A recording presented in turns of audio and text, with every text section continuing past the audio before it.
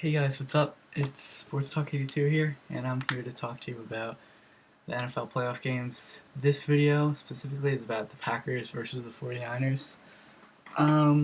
This game, if you've heard anything about it so far, you know that it's going to be completely frigid there. It's supposed to be like -5 degrees, so I think this favors 49ers, but I'll get more in depth on that in just a few minutes. First go over the Packers. Weeks 9 through 16, when Rodgers were out, they were completely irrelevant from an offensive standpoint in my mind. When your offense is based on Rodgers as much as theirs is, I mean, any team losing a quarterback is a big deal, but for them, it was almost especially a big deal. So if you take those games out, he's 6-2 with the losses coming against Cincinnati and San Francisco. One of the first games of the season. I think it was the first game of the season. Yeah, it was. And so that's a little thing to keep in the back of your mind. San Fran beat them the first time they played. But everyone knows the Packers with Rodgers are a legitimate threat to beat any team in the NFL at any time. He's just that kind of player. He's one of the most dangerous quarterbacks with his arm, and even with his legs too. And now he's surrounded by dangerous weapons like Jordy Nelson, James Jones, Randall Cobb, who's back now, and emerging this year, Jarrett Boykin. He's now a... Also, speaking of emerging this year, Eddie Lacy put together an outstanding rookie season, and that really finally adds the missing piece that the Packers have recently needed, which is a running game. Lacy has finally provided that. He's definitely an offensive rookie of the year candidate for sure. So, like I said before, cold doesn't really favor the Packers that much. I mean, no passing offense is going to succeed that much in -5 degree temperatures. So Lacy has to be integral in order for the Packers to win. There's no question about that. He's got to definitely step up and assume the role that the Packers need of him.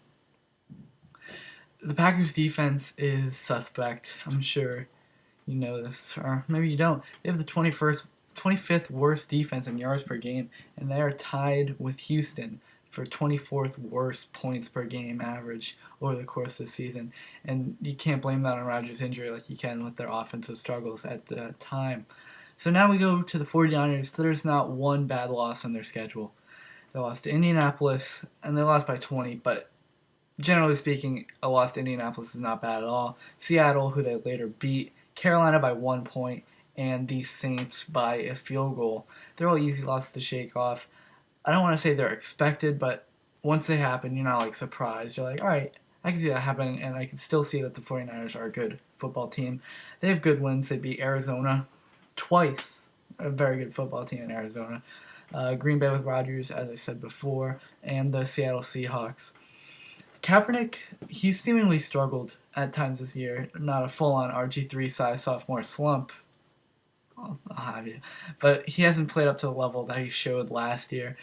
Frank Gore has had a solid Gore-like year, but the addition of Anquan Bolden was humongous as he became the team's #1 receiver and go-to man, which also freed up space for Vernon Davis to catch the ball as well. And once they got Mike Crabtree and Mario Manningham back from injury, the offense, especially the passing offense, started firing on all cylinders, mostly. The defense is amazing. Patrick Willis, Navarro Bowman, Carlos Rogers are all complete stars. I'm missing people. Alden Smith, Justin Smith too.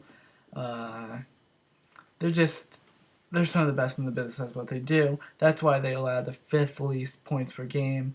No, 5th least yards per game, sorry, and the 3rd least points per game.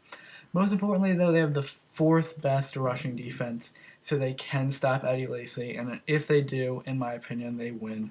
And I think the Niners will shut down Lacy, and Gore will have he'll have a huge day on the ground, scoring 1 or 2 touchdowns, leading the Niners to what I think will be a low-scoring win, but it will be a win nonetheless.